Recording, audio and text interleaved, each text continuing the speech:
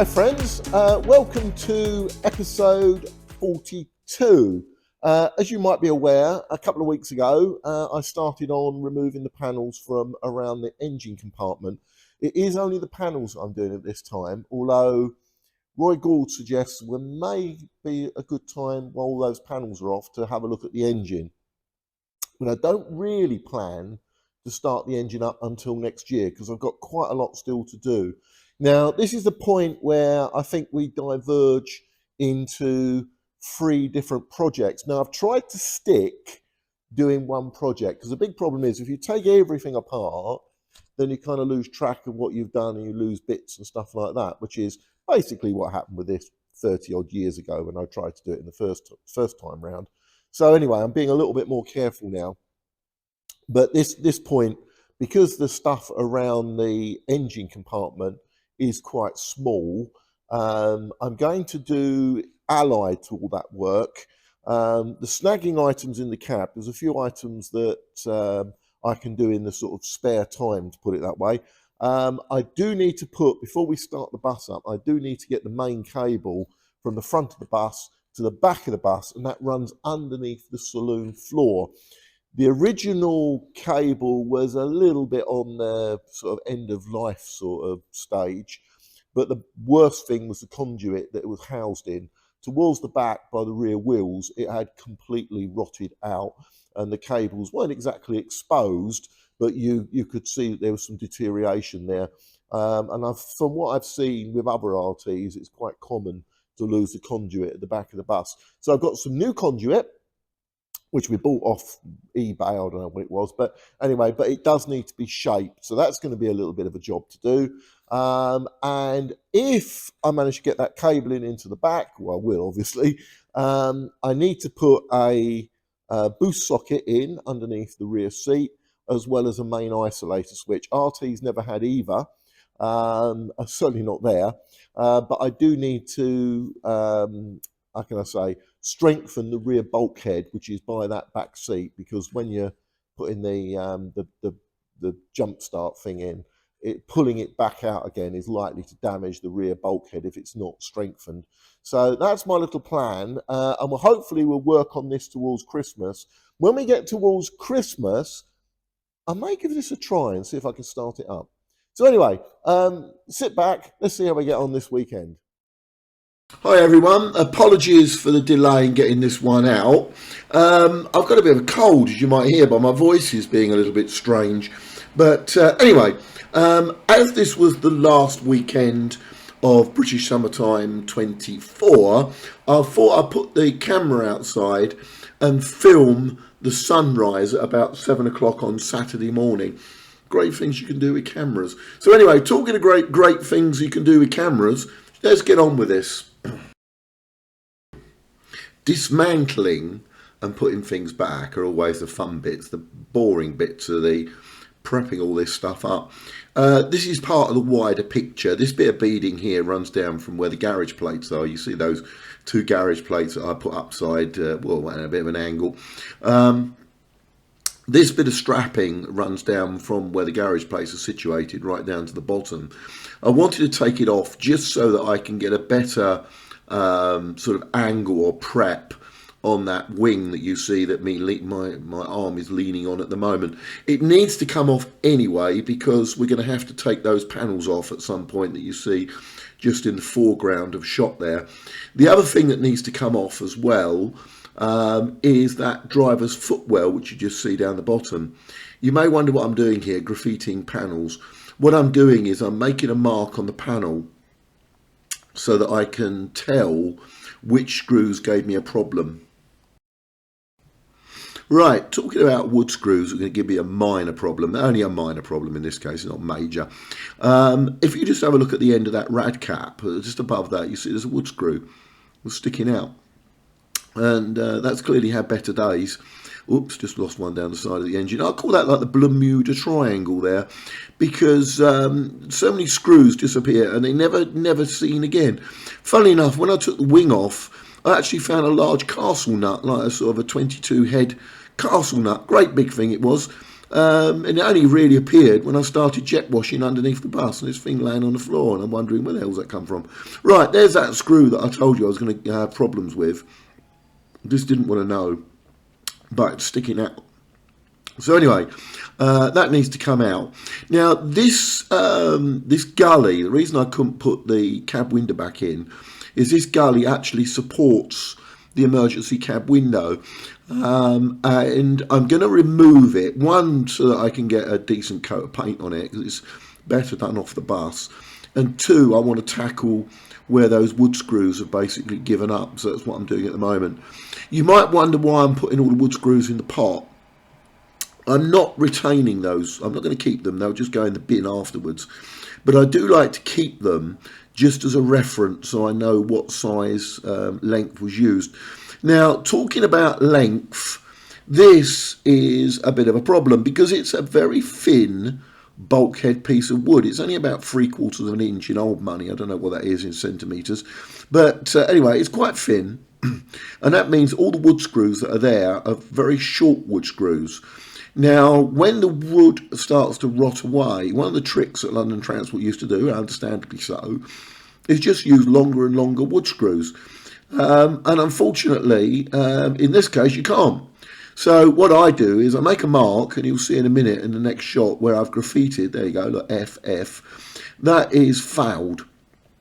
So I know that the wood screw has fouled there, and I'm going to then have to fill that hole with a little piece of doweling. In the end, I thought, oh, damn it, I'll do the whole damn lot. So I've done all of them now. And then that little piece just below that you see that I've got the word letters F, etc. on them. That came off as well. I decided to take that off and then rub down the strip that just sits below it. Right, and this shot shows the reason why I decided to do that. Look at the general state of that panel. It looks like someone's done it with a watering can, doesn't it? Where they just tip paint down the side there. Reason is, it's almost entirely covered by the bonnet. So nobody would have really bothered, as long as there's green down the side there. So yeah, hence the reason why it looks like that. And taking it off, at least then I can get rid of all of that nasty runs. That's what they call them in the trade, runs or sags, or there are various names for them. But anyway, runs I think is the most common. You also notice the amount of dust I've created on top of the engine, not doing all that rubbing down. I've got a little segue on dust in a minute.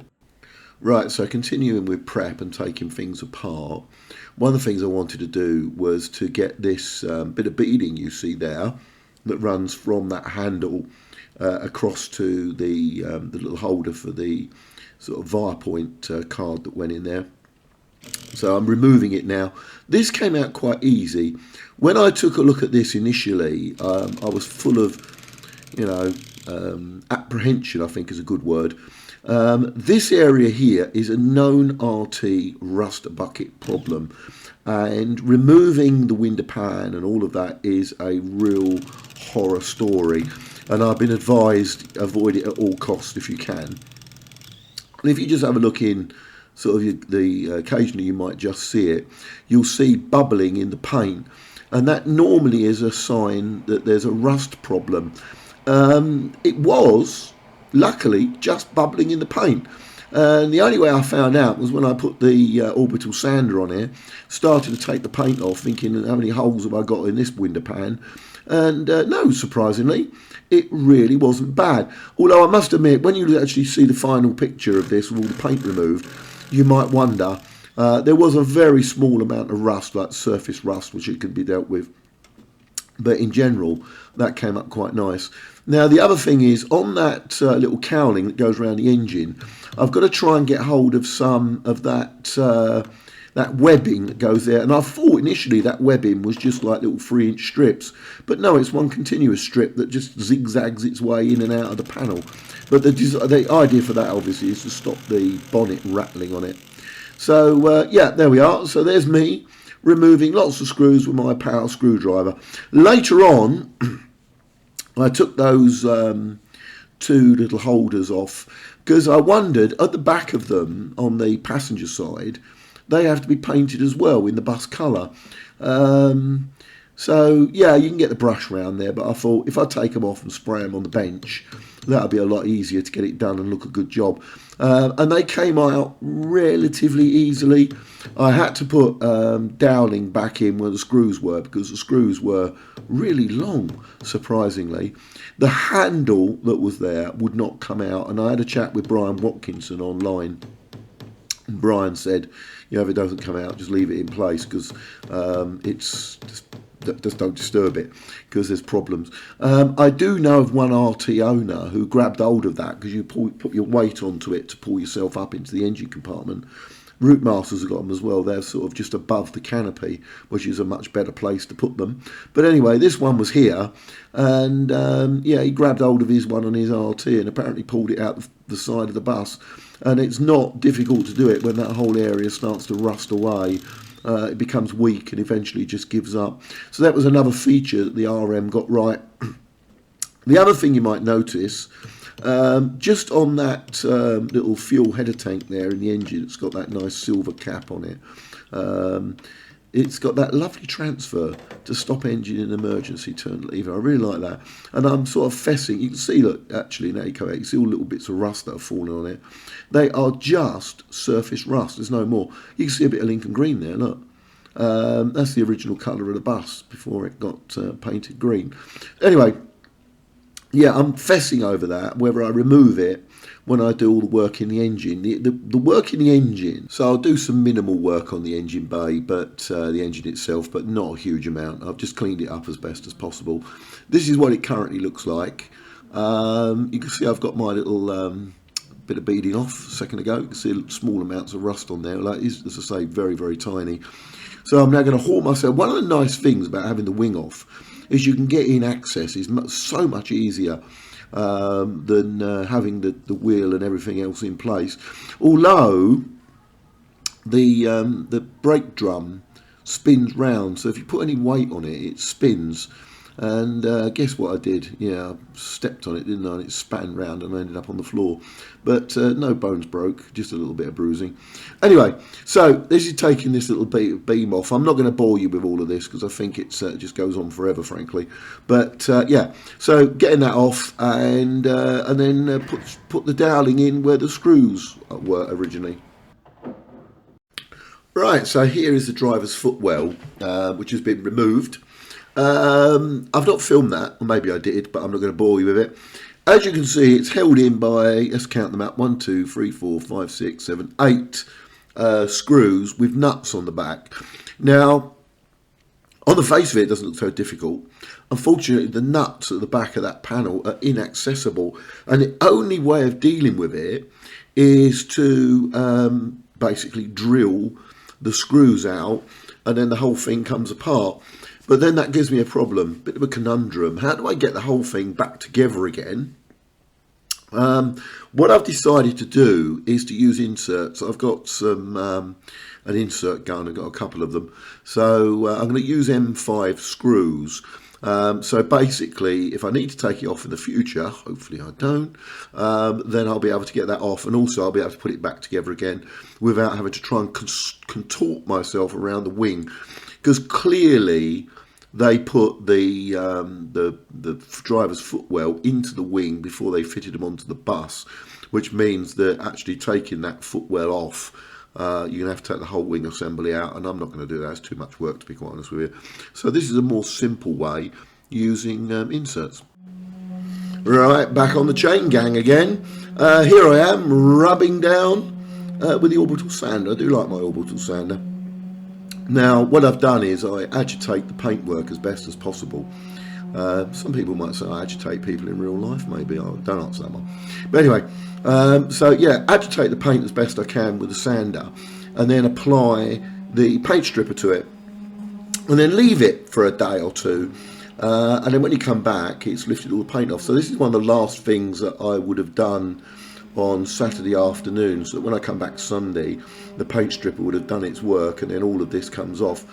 The other thing that I wanted to get off is that cover that goes over the heater pipes there.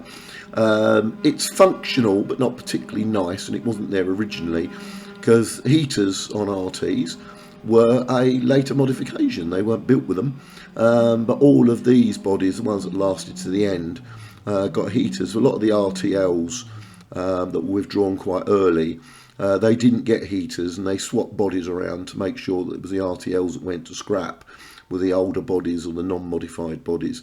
So yeah, those that were modified on AEC chassis on this one, they were all done, and they survived almost to the end. Well, this one, as you well know, survived to become the penultimate green bus owned by the National Bus Company. So anyway, there we are. I'm going to bugger off and make a cup of coffee by the looks of it. Right, that's what it looks like with the that heater panel removed. Now, don't worry, I'm not going to remove these pipes, and I'm not going to remove the heater panel. I'm going to put that back afterwards, but it's much easier to spray it off the bus than actually on the bus. Plus the fact I can get in between the edges there where the paint had really got quite horrible. Here's a picture of how bad it looked. Right, speaking of things removed, this is the inside of the bonnet. I had, when I took it off, I thought it was Lincoln Green, but it's not, it's all dirt. I took the thing out at least twice outside, and I used a pressure washer on it and some fairly heavy detergent. But yeah, this was the best I could achieve with a heavy detergent. So I ended up having to do it by hand with a bit of wet and dry, and that took most of that horrible colour off. What is really interesting, and I know I may have pointed this out on, I think, a Facebook post. If you see that scratch that runs, yeah, just there, I'll highlight it for you. Now, normally when you get a scratch like that, it'll go through the two colours of paint. So there'll be the light NBC green, and then the National Bus Company, the London Transport Lincoln Green. No, it wasn't there. And that's really odd, because somebody in 1977 cared enough to put a new bonnet, or not say new, but a refurbished bonnet on it. So there was obviously no paint on that at all. Possibly came off a red one. I couldn't find any red paint on it. But certainly no Lincoln Green at all on that panel. Very odd. Right, so flipping the bonnet over, this is what it looks like on the other side now that I've got all the paint off. This is a final quick rub down with the orbital sander, just to get any last remaining bits of paint off. There's a few little bits of it there. But as you may notice, there's all those little white lumps. Those white lumps are body filler. And I've put body filler where there are dents in the panel, just to try and lose as much as I can. There'll be some extra ones that will reveal themselves when I put green on the panel eventually. But yeah, that's about the best I can do with that, really. Another little job, and these things do take time. I mean, I probably spent about 2 hours on that, I suppose, to get all that paint off, put all the filler in and mess around. So it is a slow progress. And as I've said earlier on, this is not the fun stuff. The fun stuff is taking things off and then painting bits. That's more fun, much more fun than all of this. Unfortunately, it's just getting dirty, really. But anyway, yeah, a lot of dust has been created. This is the green dust from last weekend on Peter's 1804. I will clean it off, but yeah, it just goes everywhere. And not only is this the dust from where I've been rubbing the bus down, but we get a load of dust in from out there, especially when it's dry out there. We get loads and loads in here. So unfortunately, it gets everywhere. But never mind, it's a sign that I've been doing some work, I suppose. Leave a lot of dust everywhere and people think Dean's been working hard. Perhaps. Time for a coffee, I think, now. So, guess what? Talking of dust, I need to cover the cab. Because I've done so much work in there, just covering the steering wheel and various other bits and pieces with those sheets isn't going to be enough when I start spraying. So what I'm doing here is I'm putting in a double thickness liner of brown paper. This is our masking paper, whatever. So just to make sure that nothing gets through into the cab, because you know, spraying stuff, it does tend to go everywhere. Well, I'm very careful, and I don't like overspray, but if there's a gap in somewhere, it'll get in and it'll make a bit of a mess of my paintwork. So yeah, so hence the reason that I'm now going to cover this up. And the good thing is you can do all of this on fast forward and make things so much quicker. So abracadabra, and the whole thing's all wrapped up, ready for spraying. Luckily, this was the beginning of a school holiday week when the kids were off, and because we run a lot of school buses, it meant I could sneak up the barn at least twice during the course of that week. Unfortunately, I must point out, the first 2 days that I popped up were more social days with almost everybody in the barn opposite. It was quite nice to have a chat and renew acquaintances, people I hadn't seen for ages. And really, that's why we do all of this, don't we? I mean, we do it for social reasons. You go to rallies, you see friends, and you all get together and chat. So that's the reason that I do it. It's good fun. It's not just about being on your own in a barn and doing this kind of thing. So, yeah, progress, we're getting there. So, thank you very much, and I do apologise for my voice. I've got this horrid cold. That's what's delayed me getting this out, although it didn't delay me getting back up the barn again the following weekend after this one's done. So I've got that one to push out now. So thank you very much for watching, and look forward to doing the next one. And as usual, YouTube will recommend some videos for you to watch from this growing collection of videos that we put together.